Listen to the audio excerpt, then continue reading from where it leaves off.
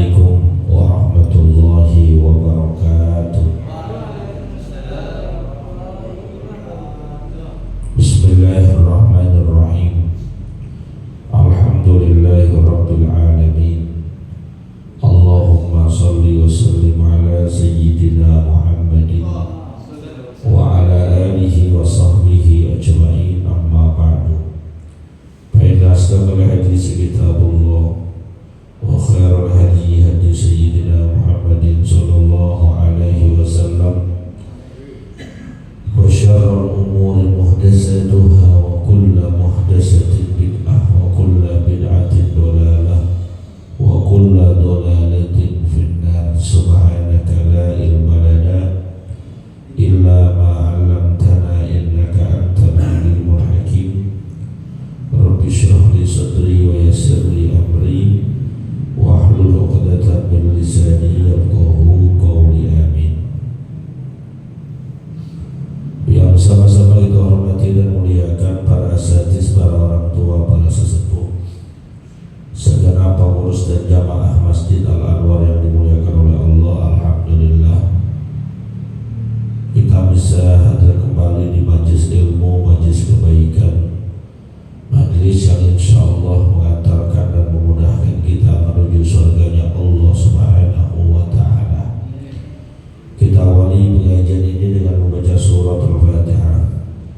Kita niatkan pahalanya sampaikan kepada pengarang kitab yang kita kaji, yaitu Syekh Muhyiddin Abu Zakaria Yahya bin Syaraf An-Nawawi Ad-Dimashqi, juga kepada orang-orang yang telah berjasa mewakafkan harta dan tanahnya untuk kepentingan masjid kita ini, pada orang-orang tua kita, kakek nenek kita, sanak famili, saudara serta guru-guru kita yang telah meninggal dunia, wabil khusus mereka yang pernah menyebarkan ilmu dari tempat kita, di antaranya almarhum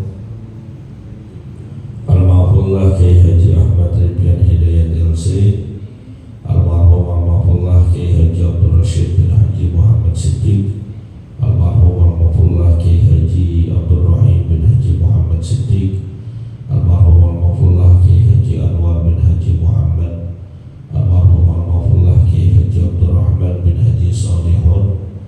Semoga Allah Subhanahu wa ta'ala ampuni segala dosa dan kesalahannya, Allah terima amal ibadahnya, Allah jadikan kuburnya raudhah min riyadil jannah biniyatul qabul wa bijahir rasul. Al-Fatihah.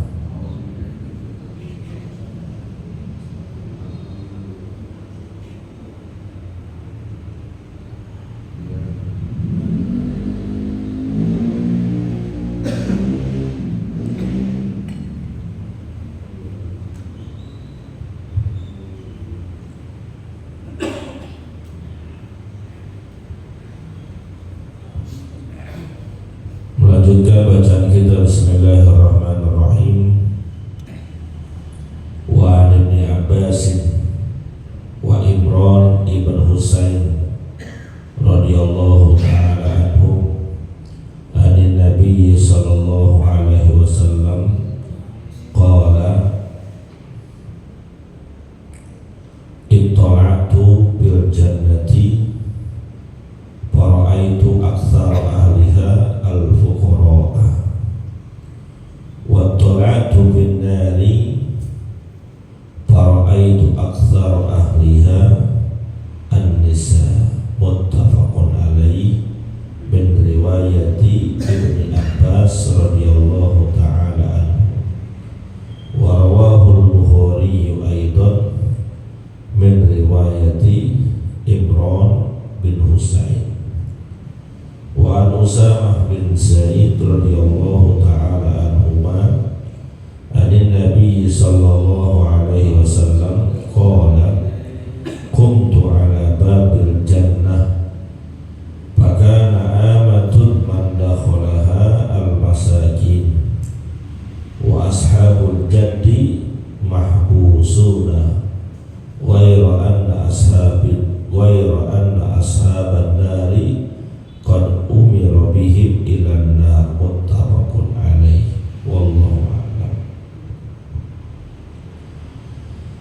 Hadirin yang dimuliakan oleh Allah Subhanahu wa taala, melanjutkan kajian kitab Riyadhus Shalihin, masih pada bab tentang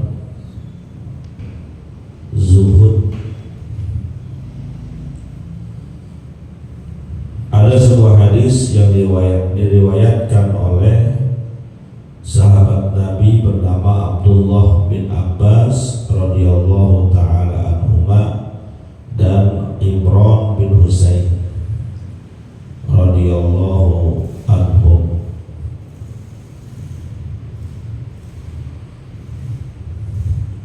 Dari Nabi kita Muhammad sallallahu alaihi wasallam qala, bahwasanya beliau bersabda, ittala'tu fil jannati fara'aitu aktsara ahliha al-fuqara. Aku berdiri di depan pintu surga dan ternyata yang aku lihat kebanyakan dari penduduk surga itu adalah orang-orang fakir, orang-orang miskin. Tapi tentunya masuk surganya bukan karena kefakirannya, sebab masuk surganya itu bukan karena kemiskinannya, tapi karena kesabaran atas takdir fakir atau miskin ketika hidup di dunia, tabah dengan ujian-ujian yang Allah berikan, yang dengan sebab itu Allah angkat derajatnya ke derajat yang paling tinggi.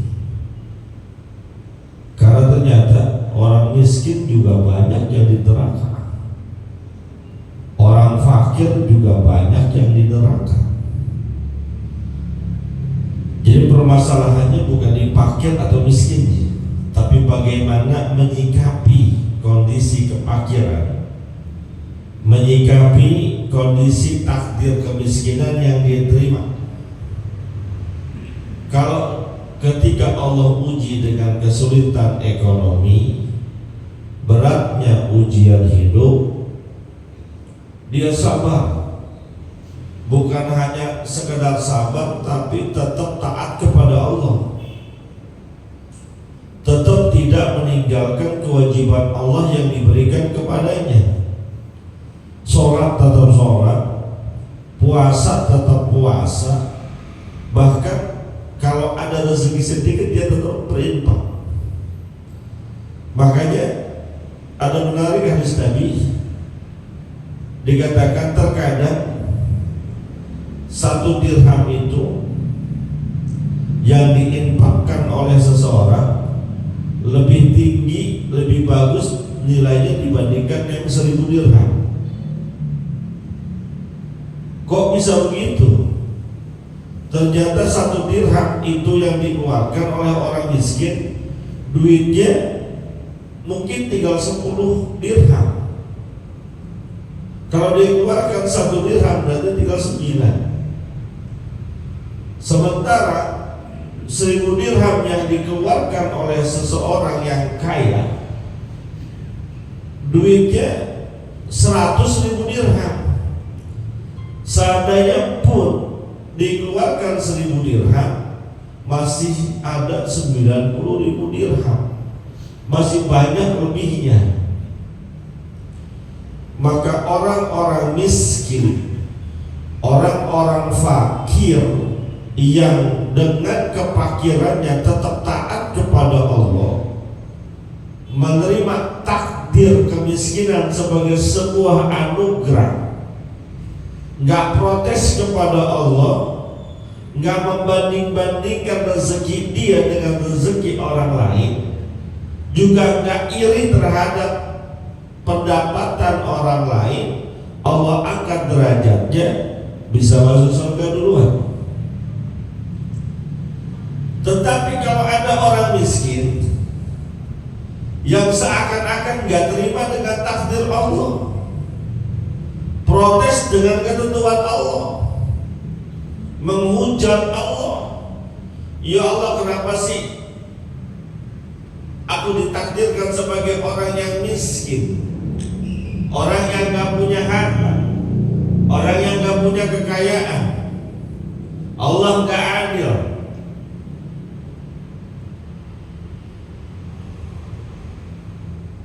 Allah tidak sayang kepada saya.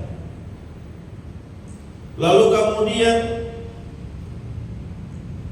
setelah dia mendapatkan takdir miskin, dia cari tuh semaksimal mungkin dari harta-harta dunia. Dia usahakan sampai dia tinggalkan kewajibannya. Sholat kagak, yang penting kerja. Puasa kagak, yang penting kerja. Boro-boro sedekah, kadang zakat juga enggak. Ente gak bayar zakat, ya boro-boro bayar zakat, seharusnya saya yang terima zakat. Padahal sebetulnya dia wajib bayar zakat. Namun karena pemahamannya yang kurang dan keengganan dia untuk mengeluarkan rezeki yang dia miliki, dia gak keluarin. Kerja dari gelap ketemu gelap, subuh ditinggal, zuhur kali kerjain, asar dilewatin, maghrib bodo amat, isya dia cuek aja. Siap-siap yang begitu biar kata orang miskin tetap di neraka. Maka mohon maaf, saya katakan seandainya Allah takdirkan kita sekarang ekonomi gak bagus, duit pas-pasan, tetap bersyukur kepada Allah dengan cara konsistenkan ibadah yang kita bisa. Ini udah miskin kagak sebaya, udah miskin kagak puasa. Kenapa yang kagak puasa? Ngojek Ustaz, panas banget. Ya mohon maaf, kadang-kadang dijadiin alasan. Namanya orang ojek tuh suka di jalan, nggak semuanya tukang ojek begitu sih. Banyak juga tukang ojek yang puasa. Jadi biasanya begitu, mentang-mentang dari uangnya di jalanan, panas-panasan, nggak puasa. Alasannya berat Ustaz, kalau saya ngojek juga, saya puasa subuh juga, nggak kuat saya ngojek, nggak kuat. Dijadiin alasan tuh, kebutuhan puasa saya banyak Ustaz, sahur lain, buka lain, apalagi ntar kalau udah mau lebaran, baju lain, kue lain. Kalau orang kantor yang dapat THR ojek, dapat THR dari mana? Kan gak ada THR-nya ya. Dia gak yakin dengan ketentuan Allah. Dia gak yakin bahwa orang yang menjalankan perintah Allah, taat sama Allah gak bakal dibikin susah. Dia gak yakin. Sehingga dengan gampangnya dia tinggalkan kewajiban-kewajiban Allah, padahal gak berat-berat banget. Ya mohon maaf, saya gak bilang tukang ojek kerjaannya gak berat. Semua kerjaan berat, cuma kan masih bisa disiasatin. Jangan sampai fokus kita nyari ibadah, fokus kita nyari maisha, nyari kerjaan, apa kagak puasa. Ustaz, saya kuli bangunan Ustaz, ngenekin, manggul semen, ngaduk. Kalau saya puasa berat banget, bagaimana? Jajan dulu puasa, kuat gak? Berapa banyak kawan-kawan saya, teman-teman saya, profesinya kuli bangunan, tapi puasa tetap. Bahkan hebatnya dia kadang-kadang buka puasanya dikit makannya, sahurnya juga dikit, tapi siangnya puasa, padahal kerjanya kuli bangunan. Bisa, karena puasa itu atau semua ibadah yang Allah berikan kepada kita, yang Allah wajibkan kepada kita, itu ukurannya Allah udah tahu. Kan kita yang nyiptain Allah, ini manusia yang nyiptain Allah. Allah maha tahu kemampuan kita, Allah maha tahu kualitas kita. Seberat apapun pekerjaan yang kita laksanain, Allah tahu tuh. Kalau dia puasa nggak apa-apa, kalau dia puasa aman-aman aja. Cuma kadang hawa nafsu, belum nyoba belum apa, jam 9 pagi udah bikin extra jos pakai es batu. Berapa itu minum? Gue udah gak kuat, baru jam 9. Coba dulu, kalau seandainya ternyata dicoba memang mendatangkan mudorot, membahayakan dirinya, boleh gak puasa. Wa 'alal ladzina yutiqunahu fidyatun ta'amu miskin, boleh tuh kalau memang mudorot banget buat dia, atau memang kerjanya teramat berat. Mohon maaf, kuli panggul di pelabuhan itu beratnya luar biasa, panasnya luar biasa. Kalau saya puasa ini kata kuli panggul pelabuhan, urusannya orang di rumah saya bisa nggak puasa. Kenapa? Nggak ada makanan buat sahur dan bukanya. Saya puasa terus saya nggak kerja. Jadi untuk belain orang rumahnya, istrinya, anaknya biar bisa pada puasa, ada makanan sahur, ada makanan buka, biarin saya nggak puasa. Yang kayak gini mungkin dapat rukhsah, tapi kalau ada kesempatan ganti di hari lain. Ini udah puasa kagak di Ramadan, ganti juga kagak, ngelos aja gitu. Lebaran paling semangat, belum puasa udah kena abang. Ada yang begitu, belum puasa udah kena abang. Ramadan kagak puasa.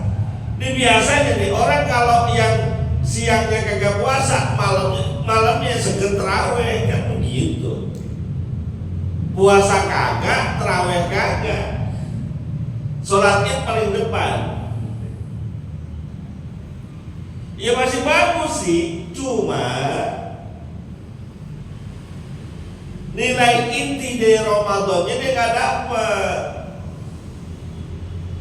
Maka balik kepada hadis tadi, orang miskin, kalaupun dia nggak sabar, lalu dia nggak taat kepada Allah, sekalinya pun miskin banget hidupnya, makan belum tentu sehari sekali, kan udah berat banget, tetap gak bakal masuk surga duluan. Yang masuk surga duluan adalah orang miskin yang sabar dengan takdir kemiskinannya, kemudian dia tetap taat kepada Allah. Kenapa masuk surga duluan? Karena proses hisabnya sementaran, begitu. Itu yang namanya memahami hadis. Enak banget orang miskin masuk surga duluan. Kata orang kaya, ya gue udah terlanjur kaya gimana? Masa jadi miskin? Kan ada orang yang terlanjur kaya. Ada gak orang terlanjur kaya? Ada tuh Haji Torik.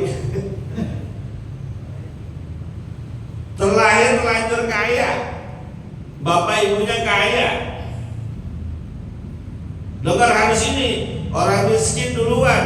Lah kalau miskin gue gimana? Terlanjur kaya, dimiskinin aja? Enggak.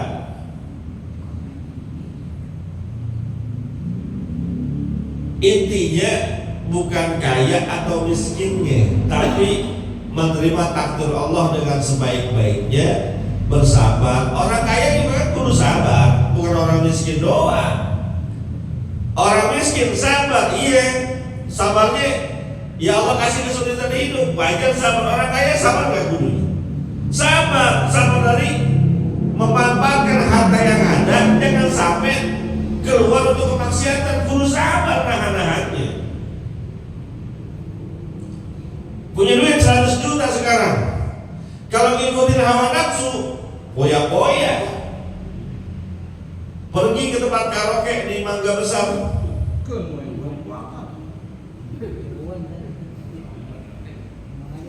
Citra Karaoke, 3 lantai. Lantai pertama resepsionis, lantai kedua karaoke, lantai ketiga tempat khusus. Masuk situ, ditawar sama resepsionis, mau paket yang berapa jam? Om, ya 100 juta. Masuk karaoke maka manggil Pak Haji, gak mungkin. Ya peci juga dilepas, panggilnya Om.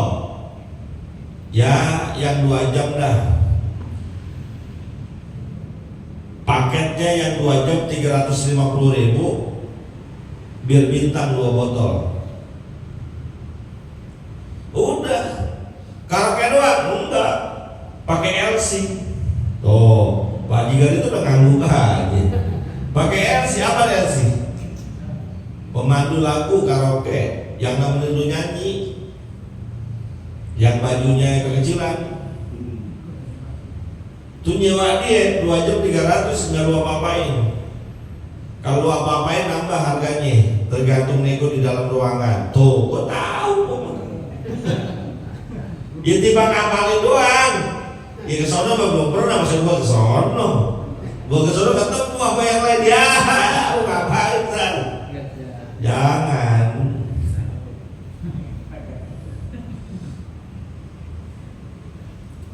Tuh kudu tahan-tahan tuh. Orang kadang-kadang lagi miskin, harapannya kan kagak banyak. Karena miskin gak punya duit, harapannya apa sih? Yang udah bisa makan, bisa bayar kontrakan, kebutuhan sekolah tercukupi, udah. Kalau ada cicilan kreditan, kredit pancing, kredit daster, bayar. Kan orang miskin begitu harapannya, nggak pengen akan-akan muluk-muluk. Coba orang kaya, duitnya banyak, 1 miliar aja, nggak usah banyak-banyak, 1 miliar. Belagu-lagu dah. Apa juga pengen dikejar, apa juga pengen dicari.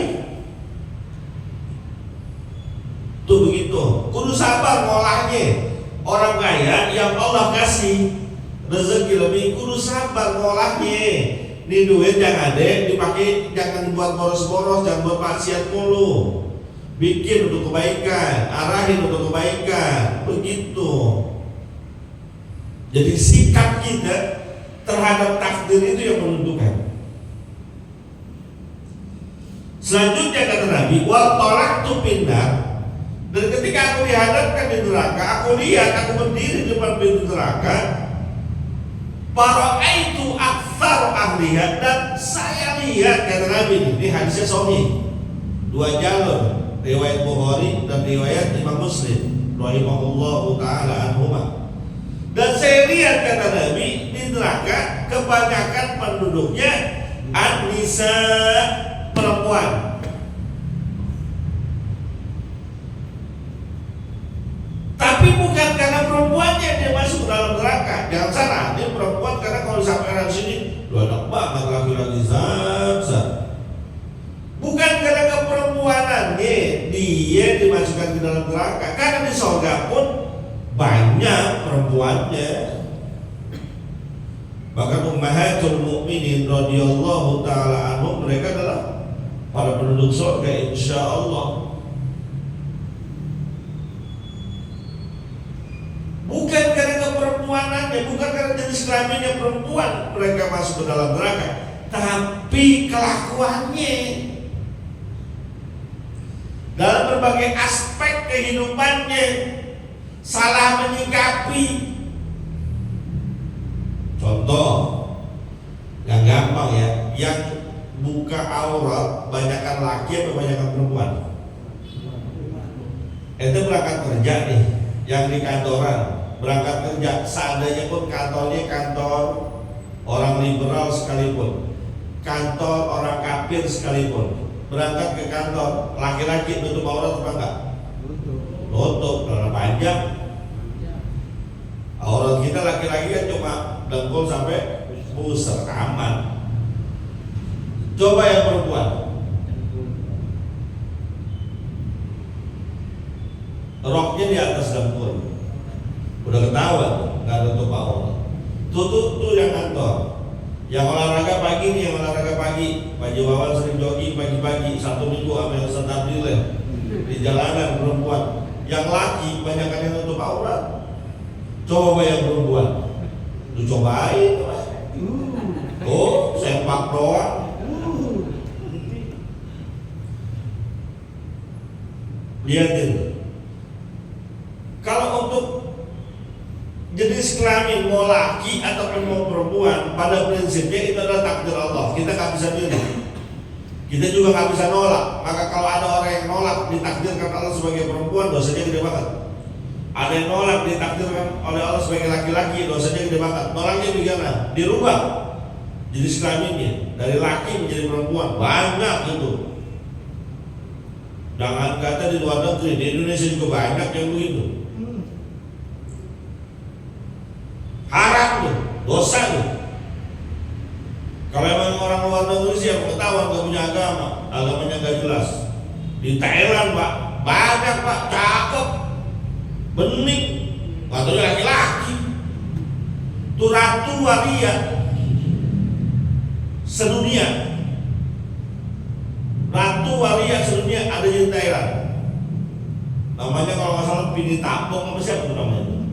Cakep pakai perempuan, laki aslinya. Kalau dia membiarin, ini yang udah agamanya Islam, nggak terima seakan-akan kayaknya pantesan jadi perempuan, mau usah dirubah kelaminnya, dosa itu. Jadi kalau kelamin memang nggak bisa kita minta. Biar kata ibu kita, ketika hamil kita berharap mudah-mudahan ini anak laki. Doa tiap malam orang tua kita. Kalau Allah bilang perempuan ya perempuan. Kita nggak bisa pilih, nggak bisa protes. Tapi ketika Allah takdirkan sebagai seorang laki-laki atau Allah takdirkan sebagai seorang perempuan, bagaimana sikap kita itu yang paling penting. Dari aurat jelas, atau dari segi pelaksanaan ibadah. Dan makanya saya sering ketika ngajar majelis talim ibu-ibu, yang masih pada haid, perhatiin masa haid ibu. Karena berapa banyak orang salah berhukum ketika haid, ibadahnya ditinggal. Contoh, zuhur sekarang jam 12:05. Terus ketika masuk waktu zuhur, dia belum sholat zuhur, perempuan nih. Dia masih asik kerja, masih asik nonton TV, masih asik ngobrol. Tiba-tiba jam 12:30 dia mau wudhu, ya, ternyata dia lihat bocor, haid, ya haid, gak jadi sholat deh. Akhirnya dia gak sholat tuh. Padahal ada kesempatan kerja zuhur kalau dia kerja tepat waktu. Itu ketika bersih, kadang dia lupa itu. Yang zuhur awal tuh dia lupain. Pakai dalil lagi. Hadis Aisyah radhiyallahu taala anha mengatakan, kami perempuan hanya diperintahkan mengqadha puasa tidak diperintahkan untuk mengqadha sholat. Jadi yang itu dia nggak sholat tuh. Benar hadisnya, tapi penerapannya salah. Yang dimaksudkan tidak wajib qadha sholat bagi perempuan yang haid adalah yang memang ketika masuk waktu sholat dalam keadaan haid. Tapi yang zuhur tadi yang pertama tuh haid yang awal itu masuk waktu sholatnya dia masih suci, berarti wajib sholat. Ketika mau sholat ternyata keluar haidnya, maka selepas haid selesai qadha tuh zuhur yang dia tinggalin. Ini yang sering gak dikerjain sama perempuan. Ayo tumpukan gak sholatnya banyak.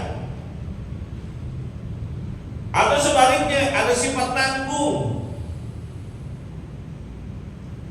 Ada sifat nanggung.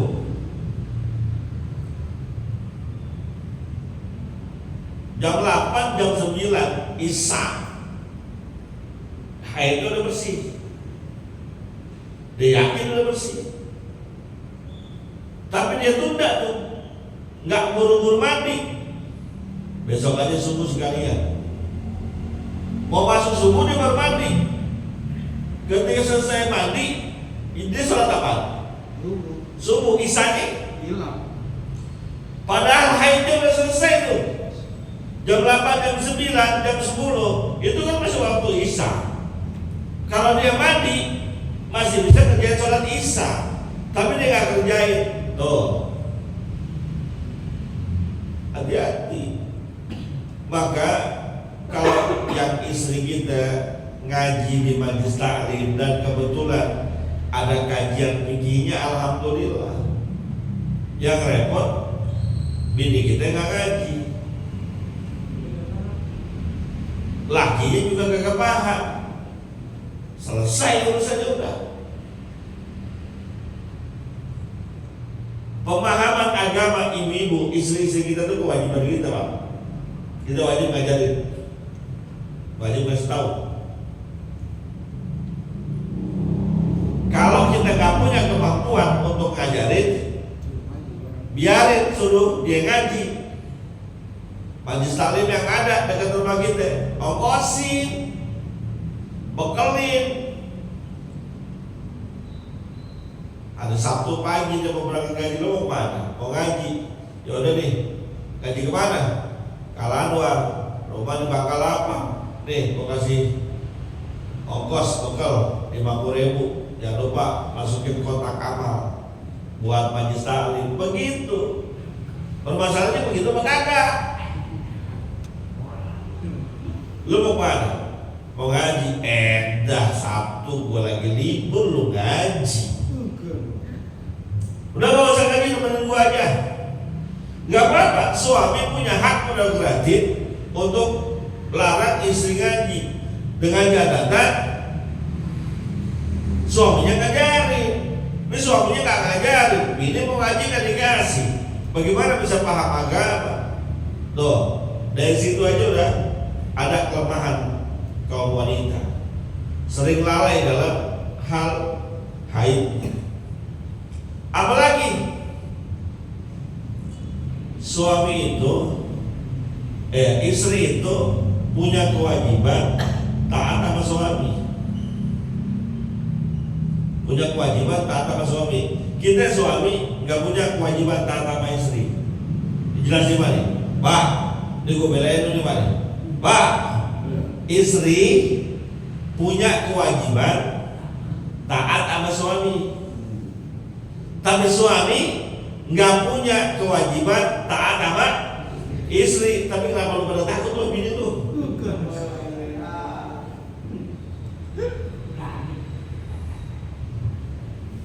Mau Ustaz berani sama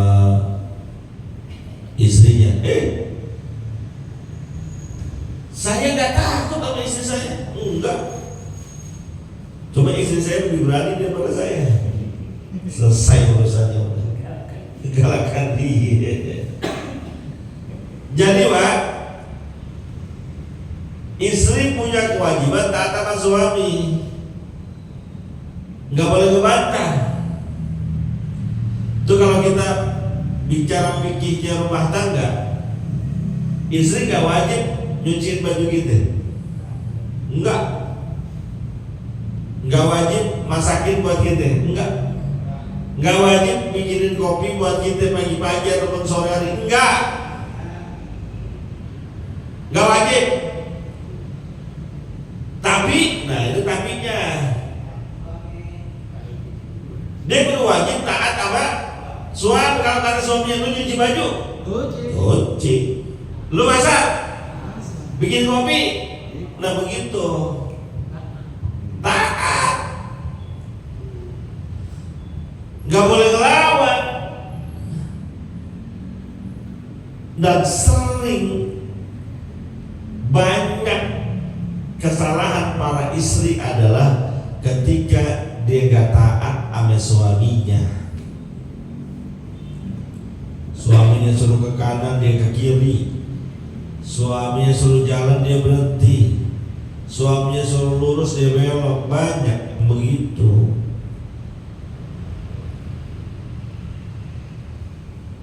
Padahal jangankan ngelawan sama suami, jangankan ngomelin suami.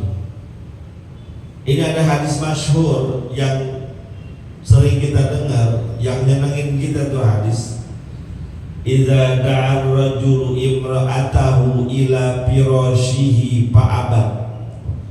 Apabila seorang suami manggil istrinya ke kasurnya karena ada hajat, paham nggak? Ngerti ya maksudnya? Suami ada hajat sama istri, fa'abat, istrinya ogah, menolak tanpa ada uzur, emang ogah aja. La'anat hal malaikatu hatta tusbiha. Tuh perempuan, tuh istri yang nolak keinginan suaminya tanpa ada uzur, dilaknat oleh malaikat sampai kapan? Sampai pagi. Di riwayat yang lain mengatakan dilaknat oleh malaikat sampai suaminya redha lagi. Itu cuma ogah doang, dilaknat oleh malaikat. Bagaimana kalau dia ngelawan? Susah dibilangin, bukan dilaknat lagi.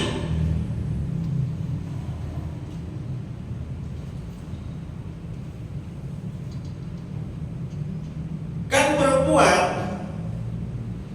itu apabila dia pengen masuk surga, kan perempuan tuh idza sholat khamsaha, perempuan kalau sholat 5 waktu, sholat 5 waktu doang, yang sunnah nggak usah dikerjain, qobliyah ba'diyah nggak usah dikerjain, tahajud, duha nggak usah dikerjain, sholat 5 waktu doang.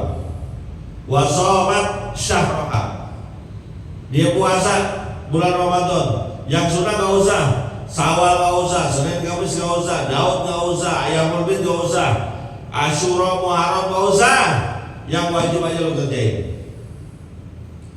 Wa ta'at zaujah, dia taat kepada suaminya, taat, nggak ngelawan, terus selalu nyenangin suaminya kalau dipandang, dilihat ngenakin terus, nggak pernah cemberut, nggak pernah merenggut, senyum terus.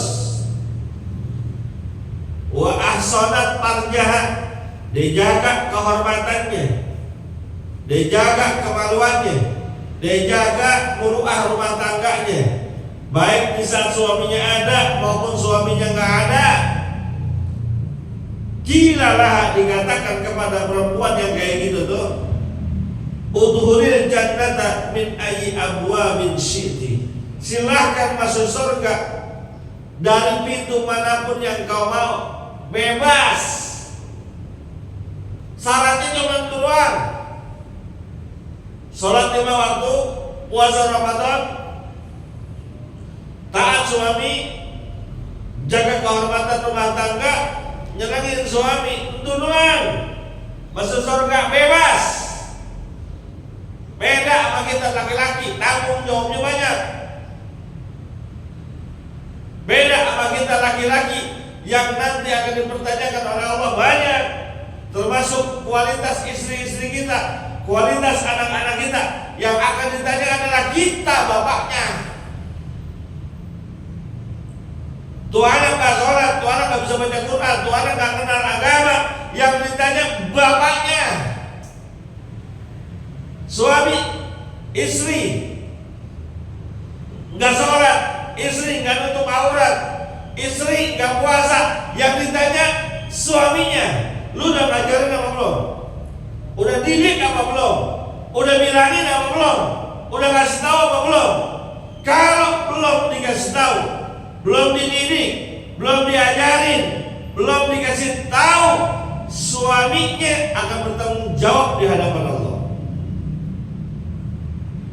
Saya udah bilangin Pak Ustaz, tuh anak udah saya masukin madrasah. Bahkan bukan madrasah, pesantren saya masukin. Saya didik agama, saya masukkan TPA. Udah gede, dia ngelawan. Udah gede, dia gak nutup aurat. Udah gede, dia gagal sholat, bahkan meninggalkan puasa.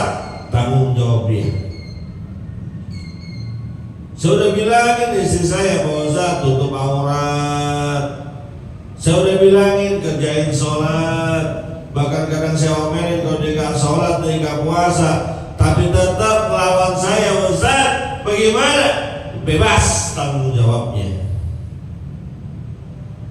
Tapi bilangin dulu, kasih tahu dulu, ajarin dulu. Kalau perempuan enggak. Paling kalau tanya ntar di akhirat sama suami gimana, taat apa kagak, taat apa kagak, ngomel-ngomel mulu. Ya tuh salah satu sebabnya yang paling banyak masuk neraka perempuan. Sholat mah rajin, jangan kata yang wajib, yang sunnah pol qobliyah ba'diyah, duha, tahajud dia kerjain. Puasa nomor 1, jangan kata Ramadan. Syawal tanggal 2 Syawal dia udah puasa.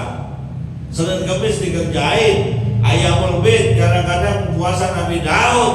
Tapi sama suaminya galak, sama suaminya ngelawan, ngomel-ngomel mulu, percuma. Bikin suaminya sakit hati, bikin suaminya gak redo. Kalau suami gak redo terhadap istrinya, Allah juga gak bakal redo sama tuh perempuan. Bilangin bini lu pada wallahu a'lam bissawab. Hadirin yang dimuliakan oleh Allah, tadi Bang Alam ngasih tahu, insya Allah malam Sabtu depan terakhir nih pengajian malam Sabtu. Ya, berarti malam Sabtu depan tanggal berapa? Tanggal 23 ya, terakhir karena 23, 24 Sabtu kan pada mau terziarah, yang ikut. Jadi Jumatnya itu malam Sabtu, berarti tanggal 23 terakhir kata Bang Alam. Besoknya berangkat, packing dulu malamnya, begitu katanya ya. Oh berangkatnya subuh kata Bang Alam, nginep deh di masjid takut ketinggalan. Jadi karena kita mau menyambut bulan Ramadan, dispunya tanggal berapa? Saya belum lihat banget tanggalan. Kalau nggak tanggal 2, tanggal 3. Iya, saya belum lihat banget tanggalan. Karena kan kemarin tuh ada selisih ketika mau masuk bulan Rajab itu ada selisih. Sebagian sudah mengatakan malam Minggu sudah masuk Rajab, ternyata baru malam Senin. Itu nanti saya lihat lagi tanggalannya ya. Ya kapanpun ya sesuai perhitungan masing-masing. Nanti puasanya kapan? Ya puasanya tunggu pengumuman pemerintah gitu aja. Walaupun ada sebagian ormas sudah menentukan tanggal 18 kalau nggak salah. Iya, ya itu mau urusan dia. Ya kalau puasanya aja kapan, lebarannya ya kapan lagi dah. Ya nunggu pengumuman pemerintah. Dari saya cukup sekian. Al-Fatihah.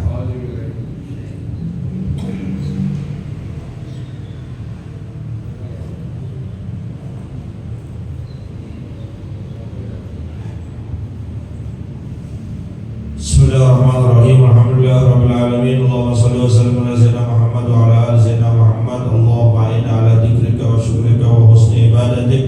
Allahumma ighfir lana wa liwalidina warhamna warhamhum kama rabbawna shighara wa hab lana ya wahhab ilman wa hikmatan wa rizqi ya razzaqul lana musahila wa bil khairi ya fattah fattah wa bil huda wa bil ilmi ya alim kullana mubaddila wa sallallahu ala sayyidina Muhammadin wa ala alihi wa sahbihi wa sallam. Walhamdulillahi rabbil alamin. Terima kasih, mohon maaf. Assalamualaikum warahmatullahi wabarakatuh.